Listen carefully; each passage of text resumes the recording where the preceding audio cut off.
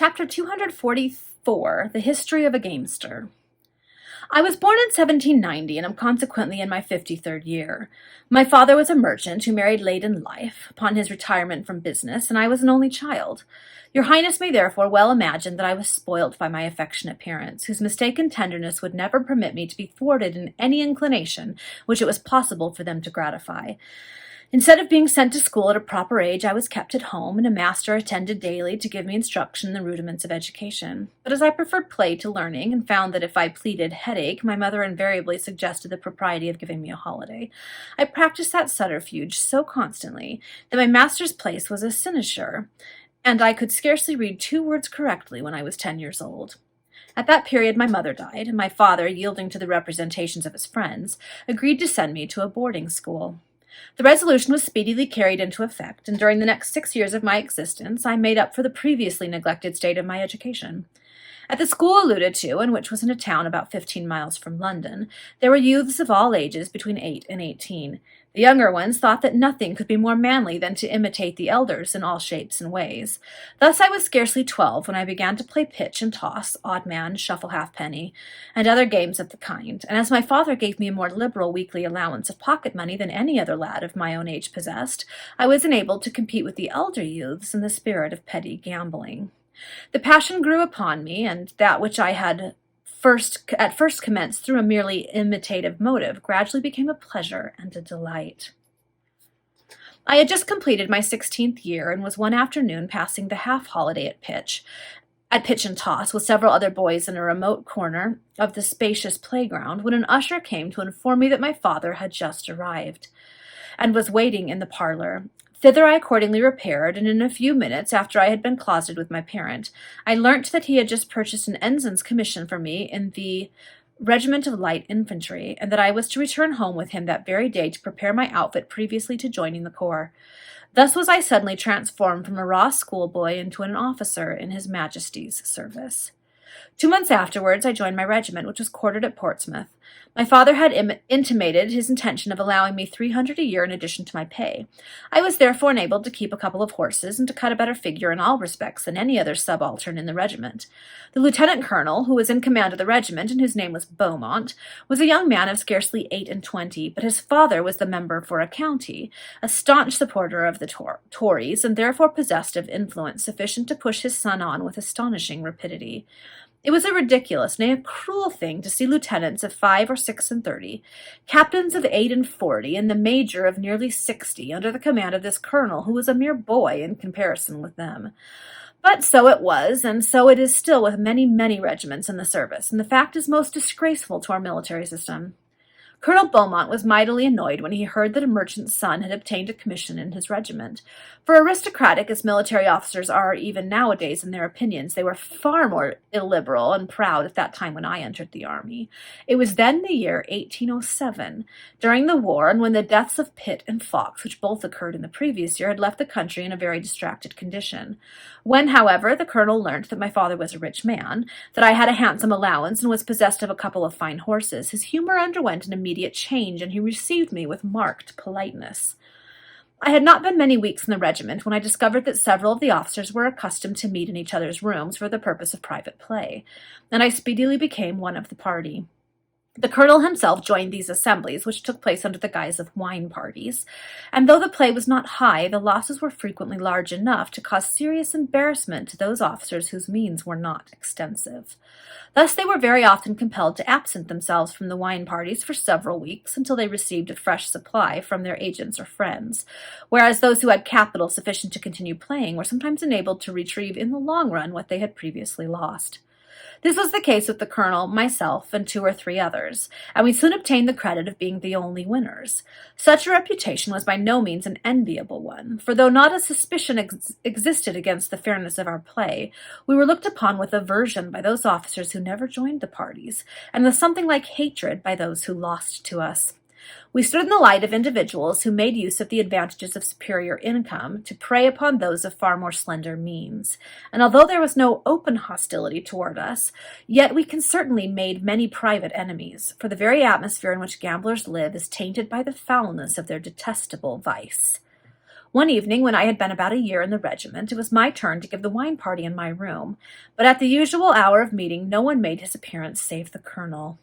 "Well," he said, laughing, "I suppose we cleaned the others out so effectually last night that they have not a feather to fly with. But that need not prevent us from having a game together."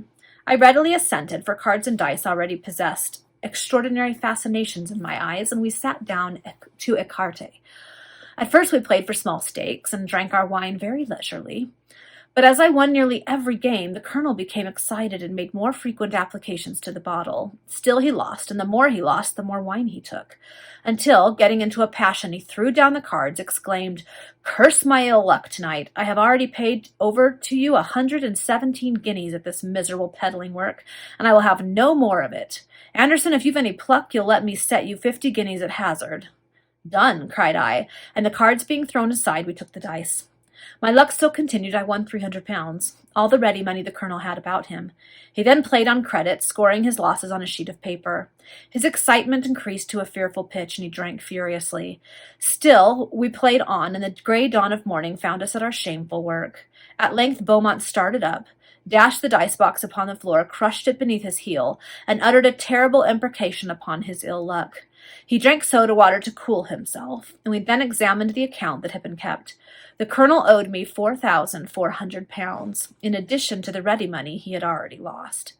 Pale as death and with quivering lip, he gave me his note to hand for the amount, and having enjoined me in a low, hoarse voice not to mention the affair to a single soul, rushed out of the room. I retired to bed as happy as if I had performed some great and honorable achievement. The colonel did not make his appearance all day, nor for several days afterward, and the answer to all inquiries was that he was indisposed. On the evening of the 6th day after the night of his losses, I received a message requesting me to visit him at his rooms. Thither I immediately repaired, taking his note of hand with me under the pleasing supposition that I was about to be paid the amount. When I entered his sitting-room, I was shocked to find him ghastly pale, the cadaverous expression of his countenance being enhanced by the 6 days' beard which no razor had touched. He was sitting near the fire, for it was still early in spring, wrapped in a dressing-gown. Pointing to a chair, he said in a mournful voice, "Anderson, you must think it strange that I have not yet settled the little memorandum which you hold.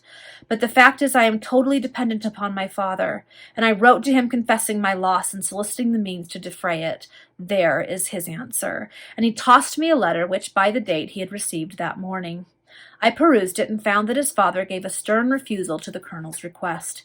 Mr. Beaumont stated that he had already paid his son's debts so often and had so many drains made upon him by his other children that he was resolved not to encourage the colonel's extravagances any further. The letter was so positively worded that an appeal against its decision was evidently hopeless. "You see in what a position I am placed," continued the colonel, when I had returned the letter to him, "and the only alternative remaining for me is to sell my commission. This I will do as speedily as possible, and until that object can be accomplished, I must request your forbearance." For not for one moment did I hesitate how to act. "No," I exclaimed, "never shall it be said that I was the cause of your ruin," and I threw the note of hand into the fire. He watched the paper until it was completely burnt, with the surprise of a man who could scarcely believe his own eyes, and at length, starting up, he embraced me as fervently as if I had just saved his life. He called me his savior, his benefactor, and swore eternal friendship. We parted, and next day he appeared on parade a little pale, but in better spirits than ever. I could not, however, avoid noticing that he encountered me with some degree of coolness and reserve, and that his manner at the mess table in the evening was distant and constrained towards me only.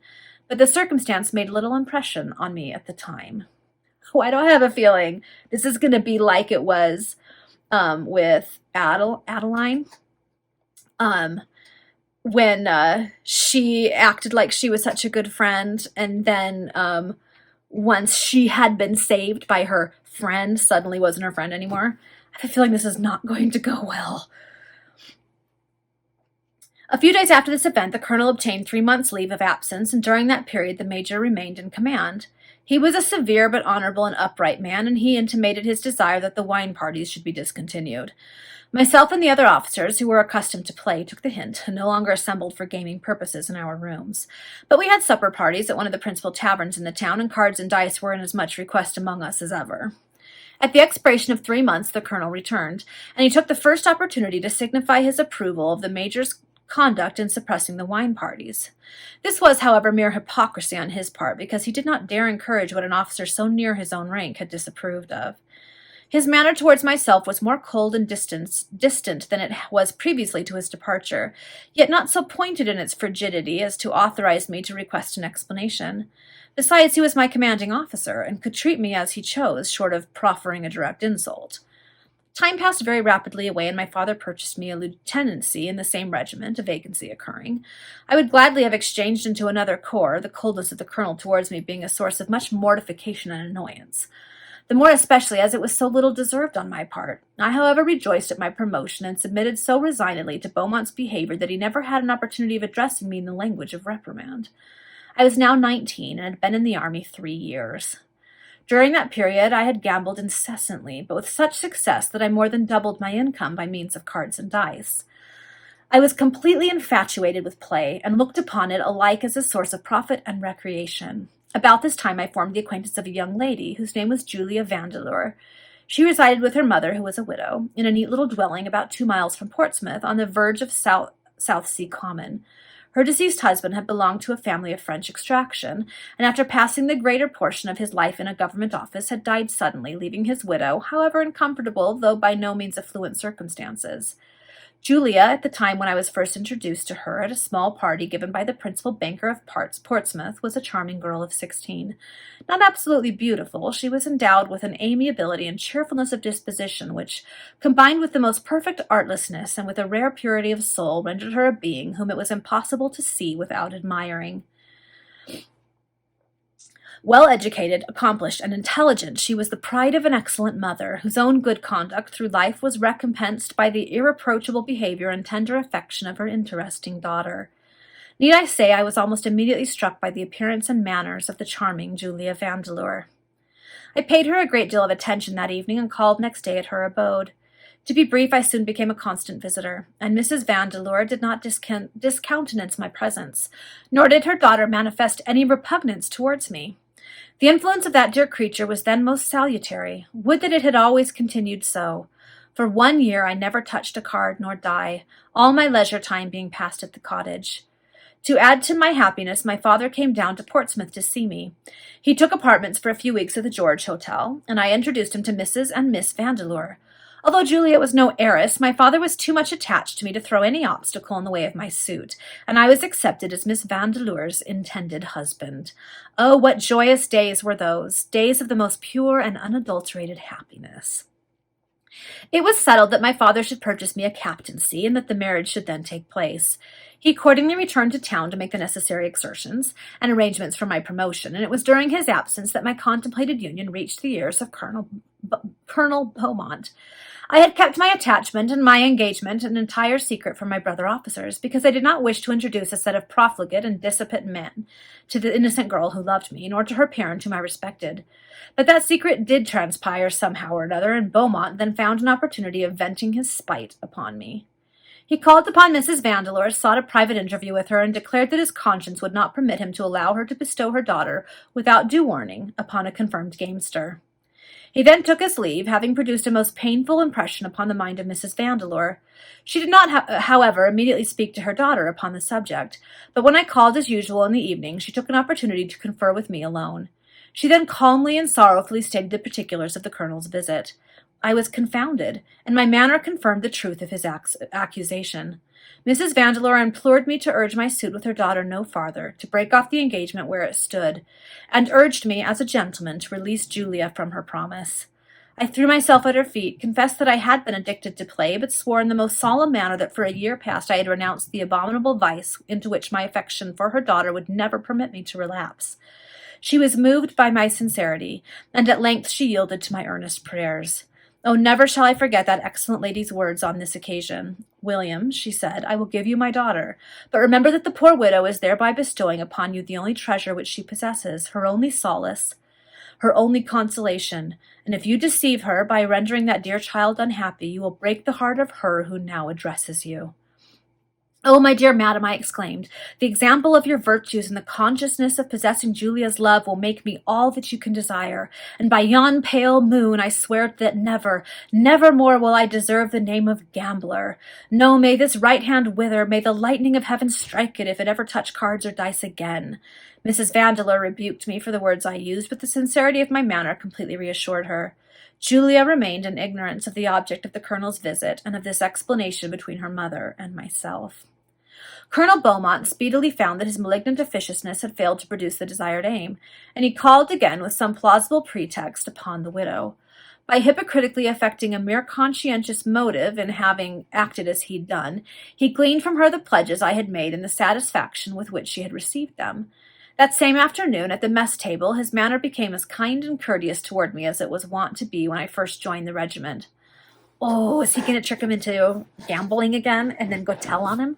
Oh! I could not, however, respond with any congeniality. Still, he did not seem abashed, but appeared not to notice my disinclination to accept his advances.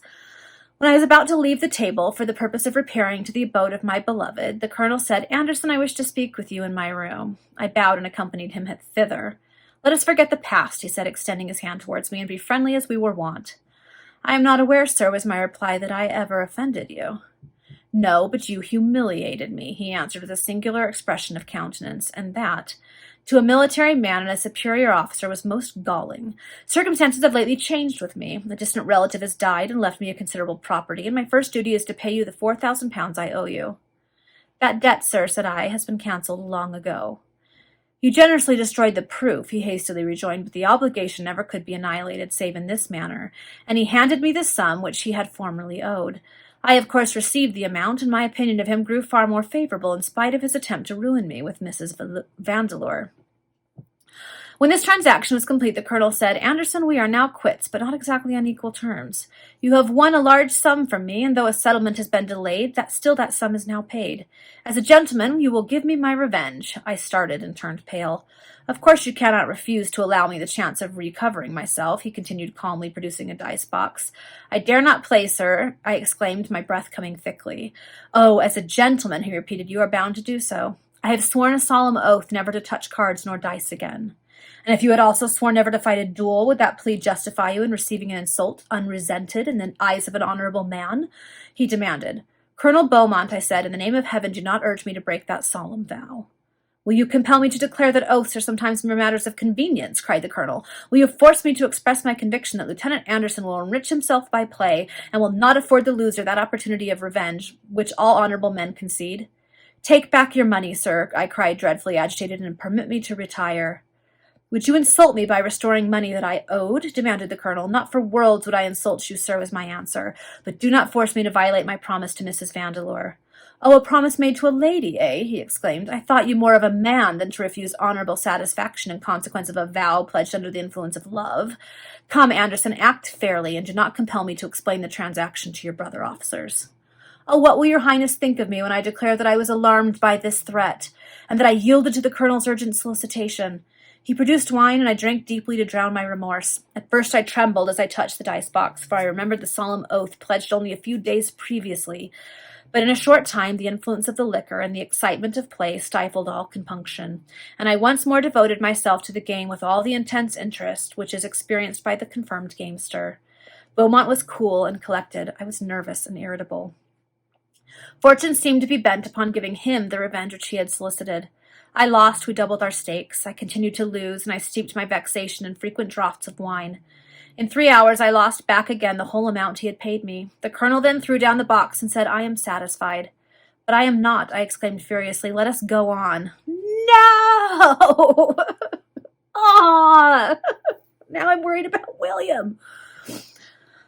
"Ugh, as you please," he observed calmly, and maddened with drink, hurried on too by the terrible excitement which gamesters alone can know, I played.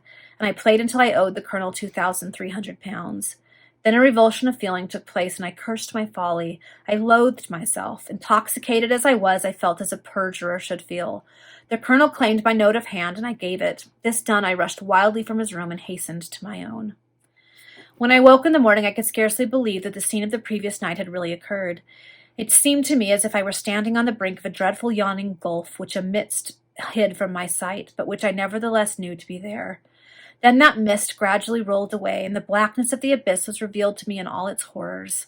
Terrible were my feelings, but I was compelled to reflect upon what was to be done. My mind was soon made up. The debt must be paid, and that obligation once satisfied, I would never touch the dice again. Having written a hurried letter to Julia, stating that business of importance suddenly called me to London, and having obtained leave of absence from the colonel, I repaired in all possible haste to the metropolis. But my father, to whom it was my course of intention to apply for succor, had left town that morning for Portsmouth, and we had therefore crossed each other on the way. An idea struck me. Could I not borrow the money I required without being compelled to reveal the truth to my father? The thought pleased me, and I even felt rejoiced that we had so missed each other. Early the next morning, I obtained the £2,300 of a man who received my note of hand for 3,000 in return, with the understanding that he would continue to hold it so long as I paid £100 every quarter for the accommodation. Such payments, however, not to be deducted from the principal, but to be regarded simply in the light of interest. Much relieved by this speedy and easily effected negotiation, I returned to Portsmouth, where I arrived at about 9 o'clock in the evening. I repaired straight to the George Hotel, at which I expected my father had put up, but he was not within, and I accordingly hastened to the barracks to pay the money to Beaumont. The colonel was at home, and received me with chilling coldness, for which, after all that had recently passed between us, I was little prepared. I did not, however, appear to notice the circumstance, but tendered him the amount due. "Oh, Mr. Anderson," he replied, "the debt is paid." "Paid," I exclaimed, greatly surprised at this announcement. "Yes," he said. "It was settled this evening, about 2 hours since. Your father called on me and redeemed the note of hand." "My father?" cried I, a cold chill striking my heart. "How came he to know that you held such a document?" "Really, Mr. Anderson, I have no time to converse with you now," answered the colonel, and he bowed me out with freezing politeness. Strange misgivings now oppressed me, and I began to read something malignant and systemically vindictive in the conduct of the colonel. "You began to? Come on!" I saw this in him quite a while ago. Ugh. For it was evident that he must have mentioned the fact of possessing my note of hand. Dreadfully agitated, I returned to the George. My father had just come in, and his countenance was mournfully severe. When I entered his presence, "William," said he, "I am deceived in you, and you have acted in a manner which you will have cause to rue as long as you live. That is, if your attachment for Miss Vandeleur be truly sincere."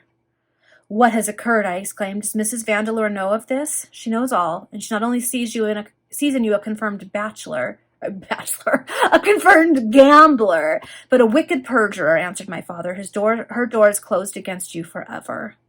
"Oh, wretch that I am," I cried, beating my breast in despair. "But who can have done all this mischief?" "Colonel Beaumont called this morning on Mrs. Vandeleur, and insultingly exhibited your note of hand, which I have ere now redeemed." "The villain!" I exclaimed, rushing towards the door, "but he shall pay dearly for this." "Stop, sir, I command you," cried my father. "He is your superior officer. He evidently hates you, and were you to challenge him, he would ruin you. No, that is not the course to pursue. I have purchased you a captain's commission in a different regiment, which is stationed at Chatham, and you have also 3 months' leave of absence. Return with me to London, and endeavor by your future conduct to atone for the misdeeds of the past." In reply to my hurried and anxious questions, I learnt that any attempt to see Julia would be vain, and could have no other result than to irritate Mrs. Vandeleur the more against me.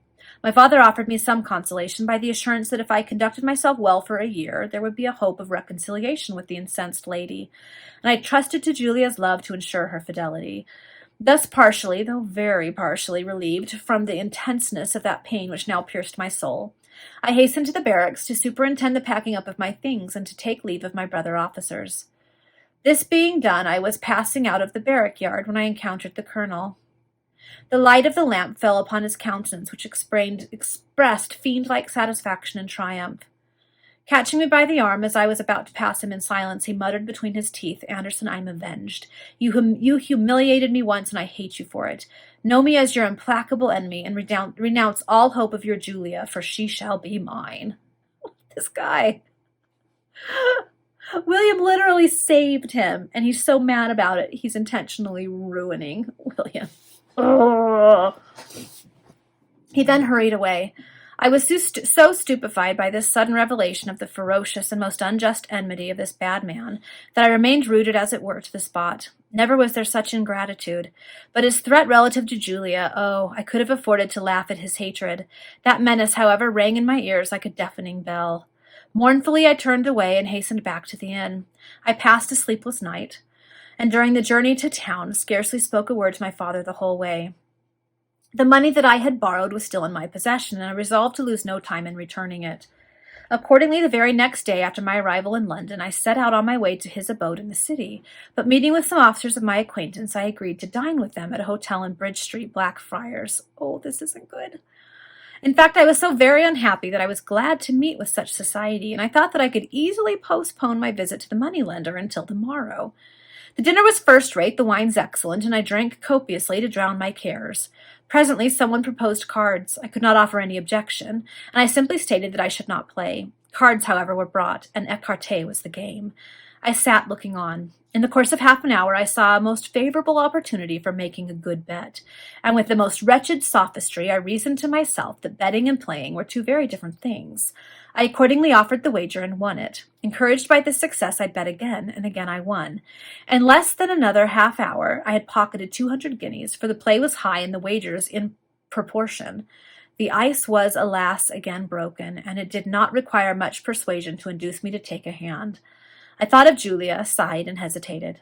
I looked again at the cards, sighed once more, and seized them with that desperate feeling which we experience when we know we are doing wrong.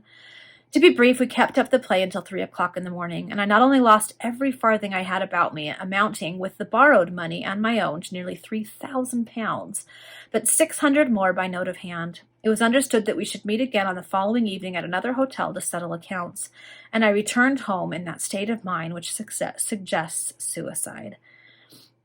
Fortunately, my father did not know at what hour I entered, and he therefore suspected nothing. After breakfast, I paid a visit to the moneylender, but not to repay him his money. My object was to borrow more, which he willingly lent me. As I was enabled to show him the previous evening's Gazette, in which my promotion by purchase was recorded, I borrowed the £600 which I required, and for which I gave a bill to the amount of 1,000. To the appointed hour, I repaired to the hotel where I was to meet my friends, but with the firm resolution of not yielding to any inducement to play. How vain was that determination! For 3 months, during which my leave of absence lasted, I pursued the desperate career of a gamester, contriving, however, so well that my father had not a single suspicion of fatal truth.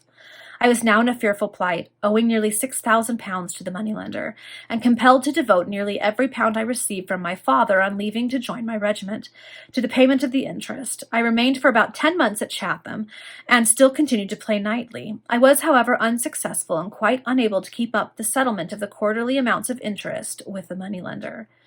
What aggravated the mental anguish which I endured was that my father corresponded with Mrs. Vandeleur from time to time, and gave her the most favorable accounts of me.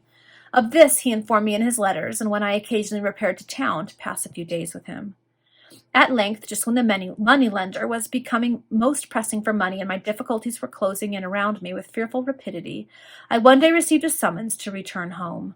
On my arrival, I found my father in high glee, and after tantalizing me a little, he produced a letter which he had received from Mrs. Vandeleur. That excellent lady, moved by my father's representations, touched by the drooping condition of her daughter, and also perhaps anxious to relieve Julia from the persecutions of a certain colonel, as she said in her letter, who annoyed her with his addresses, had consented to our union. I was overwhelmed with joy. All my cares were forgotten. My difficulties seemed to disappear. Oh, I feel bad for William, but I'm like, Julia, run. This is not a good situation. The time and place for the celebration of the marriage had been arranged between father and Mrs. Vandeleur. The ceremony was to take place at Portsmouth on the ensuing Monday, and I was to accompany my father thither 2 days previously. Much as I longed to embrace my dear Julia, I was not sorry to be allowed a few hours' delay in London, for I felt how necessary it was to pacify the moneylender. I accordingly called upon him, acquainted him with my approaching marriage, and stated that, as it was my father's intention to transfer to my name a considerable sum in the public funds, the money owing should be paid with all arrears the moment that transfer took place. He seemed quite satisfied, and I took leave of him with a light heart. But as I was issuing from his dwelling, I ran against Colonel Beaumont, my mortal enemy, who was about to enter the house. He started and was evidently much surprised. I was both surprised and annoyed, convinced, however, that this meeting was a mere coincidence and that his presence there had no connection with my affairs. I was about to pass on with silent contempt when he laid his hand on my arm, as he had done at the barrack gate at Portsmouth 13 months previously, and said, "You think you will yet possess Julia? You are mistaken. She has repulsed me, but you know that I can avenge an insult." I thrust him rudely away from me, smiled contemptuously, and passed on. This circumstance was speedily forgotten by me amidst the bustle and excitement of the preparations for my marriage, and never did I feel more truly happy than when journeying by my father's side in our traveling carriage toward the place where my beloved Julia dwelt. We alighted at the George Hotel at about 5 o'clock on the Saturday evening, and as my father felt fatigued, for he was nearly 65 years of age, I repaired alone to the cottage near Southsea Common. I shall pass over the joys, the rapturous joys of that meeting. Julia evidently loved me still, and Mrs. Vandeleur received me in a manner which promised an oblivion of the past. And oh, when I contemplated that charming girl who was so shortly to be my wife, and when I listened to the kind language of her excellent mother, I renewed within myself, but in terms of far more awful solemnity, the oath which I had once before taken in that room.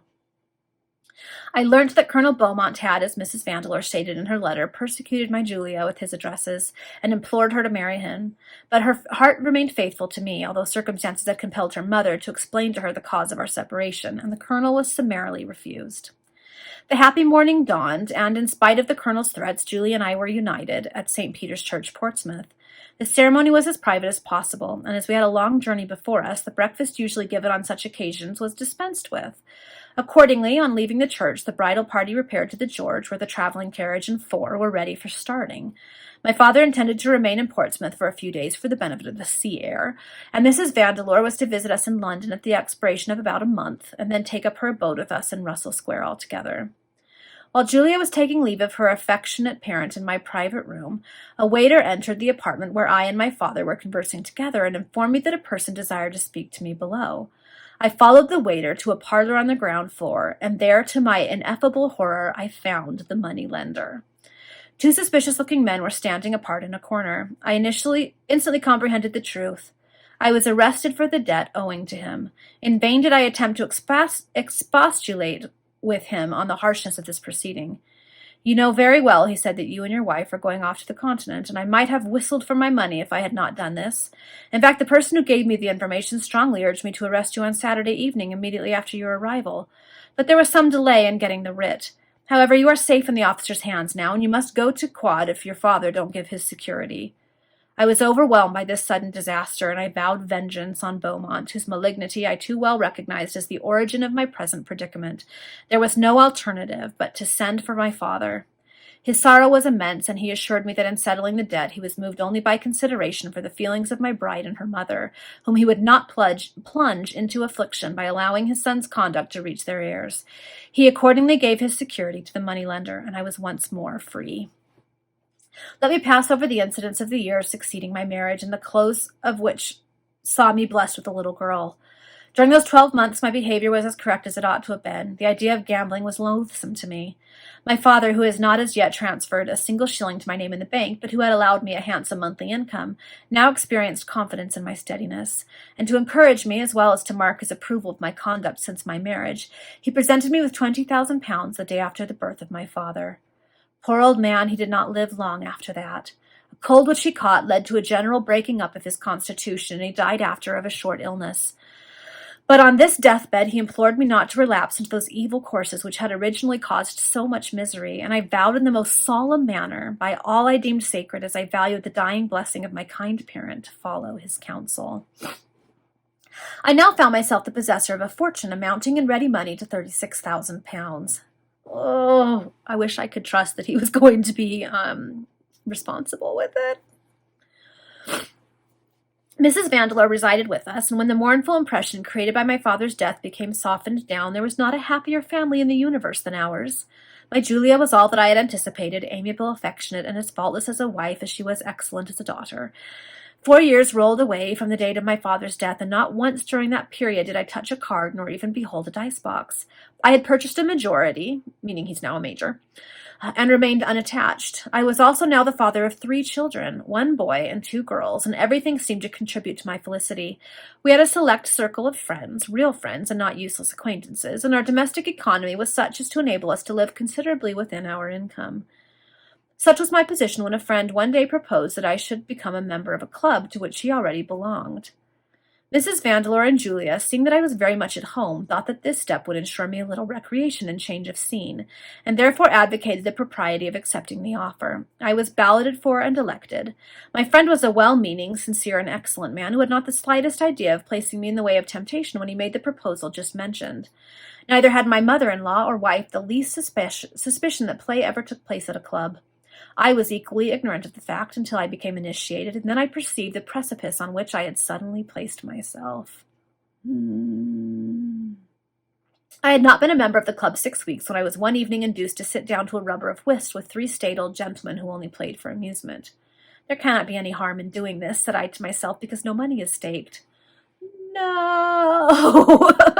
Thus endeavoring to soothe my conscience, for I knew I was doing wrong, but would not admit it even to myself, I sat down. We played for an hour, at the expiration of which one gentleman left and another took his place. The newcomer proposed shilling points just to render the game interesting. The other 2 gentlemen agreed. I could not possibly, at least I thought I could not, seem so churlish or so mean as to refuse to play on those terms. Oh! I shall not linger upon details. The current of my fatal predilection, dammed up for 5 years and a half, had now broken through its floodgates and rushed on with a fury rendered more violent by the lengthened accumulation of volume and power.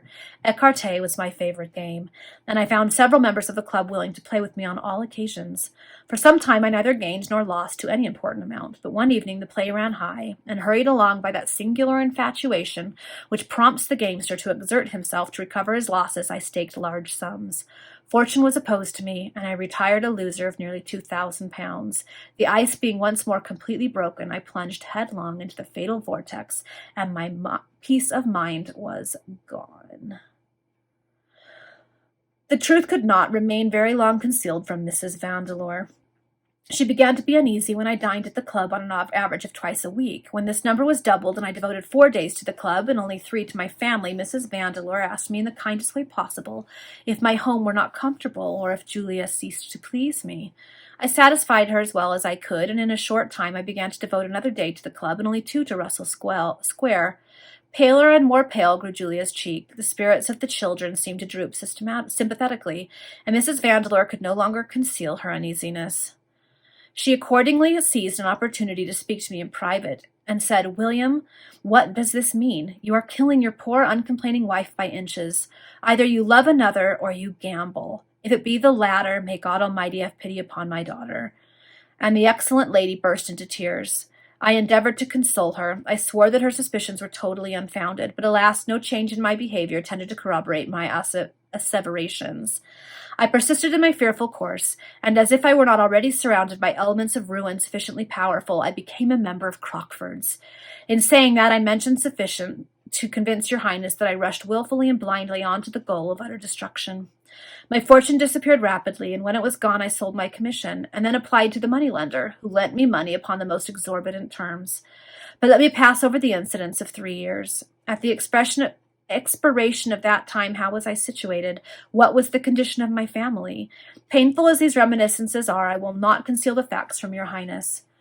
In a chamber at the house in Russell Square, Mrs. Vandeleur lay upon her deathbed. Julia, pale, with haggard eyes, sunken cheeks, and appearance so careworn that it would have moved even the heart of an overseer or master of a workhouse. Julia hung, weeping bitterly, over the pillow. In the nursery, a servant was endeavoring to pacify the children, who were crying because they knew their dear grandmamma was very, very ill. In the kitchen, an ill-looking fellow was dozing by the fire. He was a bailiff's man in possession, for there was an execution levied on my property. And I, where was I? Gone to the moneylenders for a few days' grace.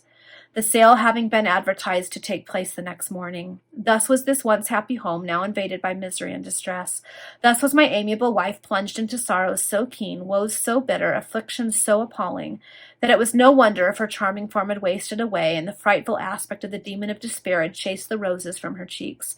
And thus, too, was an excellent lady dying prematurely with that worst of the destroyer's plagues, a broken heart. It was about 5 o'clock in the evening when I returned, after vainly waiting 6 hours to see the moneylender, who was not at home. Wearied and anxious, I left a note for him at his office and retraced my miserable way to Russell Square. On my entrance, Julia hastened to meet me, for she had heard my knock. "What tidings?" she inquired in a rapid tone. I informed her of what I had done. Her countenance became ever more wretched than it was before. "Oh, they will not molest my dear, dear mother on her deathbed," she shrieked, clasping her hands frantically together. I turned aside and shed bitter, burning tears. The children now came rushing into the room. Alas, poor innocents, they knew not of the ruin that was hanging over their heads. And when they took my hands, kissed them, and said, "Oh, we are so glad that dear papa has come home," I thought my heart would break. Had all the misery which weighed upon our house been caused by me? Yes. I approached my wife. I took her in my arms. I murmured. I kissed her pale cheek. "Can you forgive me?" "Oh, have I ever reproached you, William?" she asked, endeavoring to smile in gratitude for my caress. "No, never, poor dear afflicted creature," I exclaimed wildly. "And it is your resignation, your goodness, which makes my conduct so black, so very black." She wound her arms round my neck and said in her soft, gentle tone, "Will you not come and see my mother?" I started back in horror. She comprehended me and observed, "Do not fear reproaches, but come with me, I conjure you."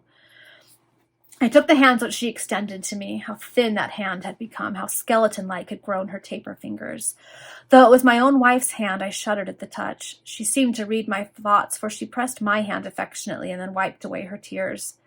A deep sob escaped her bosom, and she hurried me toward the sick room. The children followed us with opposition on their mother's part, and in a few moments the mournful group approached the bed of death. I had not seen Mrs. Vandeleur for nearly a week, and I was shocked by the alteration which had taken place in her. From a fine, stout, handsome, healthy woman, she had wasted away to a mere shadow.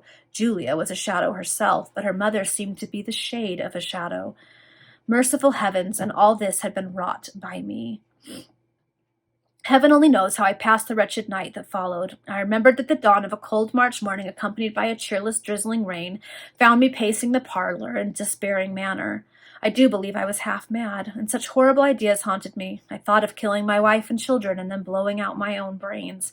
Then I resolved to fly and never see them more. In another minute I wept bitterly when I asked myself, but what would become of them? I writhed in mental agony. As I found no response to this question, and when I pictured to myself all the amiable qualities of my wife, and then thought of the little innocents with their winning ways, their little tricks, their pretty sayings, and their cherub countenances, no words can explain how acute my sufferings were.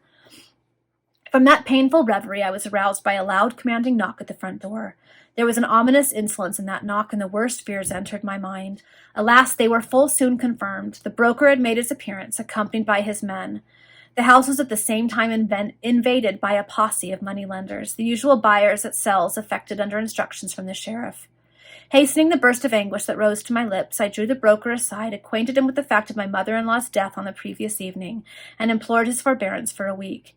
He quietly took a pinch of snuff, and then observed that he was not the master, that he had no power to interfere, that the advertisements announcing the sale had appeared in the papers, and that the business must proceed without delay. Remonstrances, threats, prayers were all useless. The sale commenced, and I was forced to repair to my wife's room to break the fatal news to her. She uttered no reproach. She even conquered her anguish as much as she could, and the children were then ordered to be dressed directly. Presently Julia inquired in a meek and timid tone if I had money enough to buy the furniture of the room. She meant where her mother lay. I answered in the affirmative, but it was only to console her, for I had not a guinea nor a friend. In a state of distraction, I returned to the parlor where the sale was in progress. Merciful heavens, foremost of the buyers was Beaumont, my mortal enemy, bidding for the most costly articles that were put up. In a moment I felt as if I could fall on him and tear him to pieces. He saw me, and, although taking no apparent notice of me, I beheld a sardonic smile of triumph upon his lips. I could bear no more. Reckless of all, of everything, I rushed from the house. Okay, this chapter is going on forever.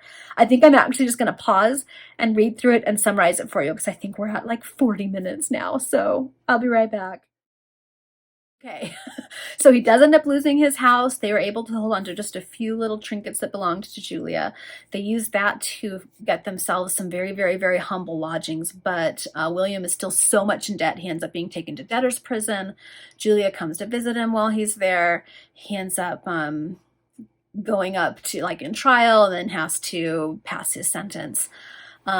Once that's finished, he goes back home, but his family's in even worse condition than they had been before. Smallpox arrives and kills 2 of the 3 children. Julia, meanwhile, is dying of consumption, but she lets him know that Colonel Beaumont has been by harassing her, which, he's doing just to add insult to injury. And then the one remaining child ends up dying. Julia ends up dying. William takes up a job as one of the sharps at the club, where they have like fake people there gambling in order to get people to gamble more. He takes up a job there to pay off his debts that he owes there, but also to have a little bit of income coming in at Crockford's. So he's widowed, he's lost all his children, he's lost his home, he's basically homeless. He's been doing that for a while. It hasn't been going well. And now we'll pop into the last couple of paragraphs. "Say no more upon that subject," exclaimed Richard, who was profoundly affected by the history which he had just heard. "From this day forth you shall never experience want again, provided you adhere to your resolves to abandon those temples of ruin in which fortune, reputation, and happiness, yes, and the happiness of others, are all engulfed.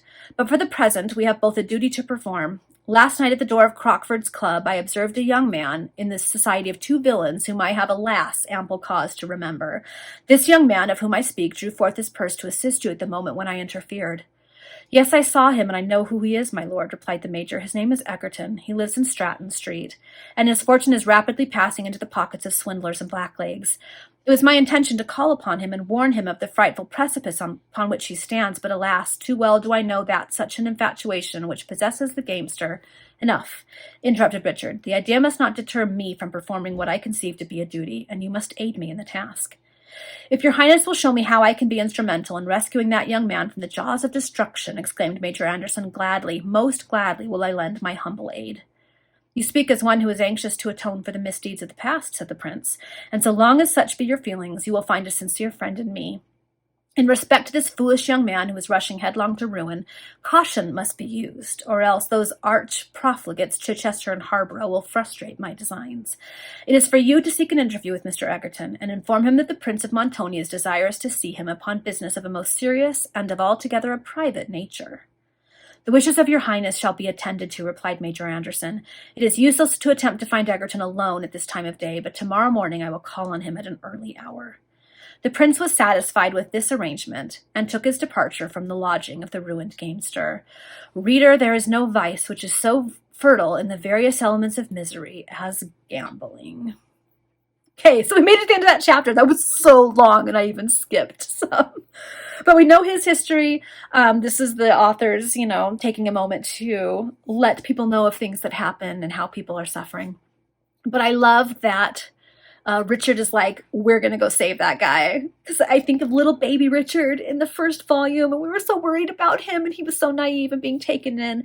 And now he's like, oh no, not on my watch. So, woohoo! We'll see what happens in the next chapter.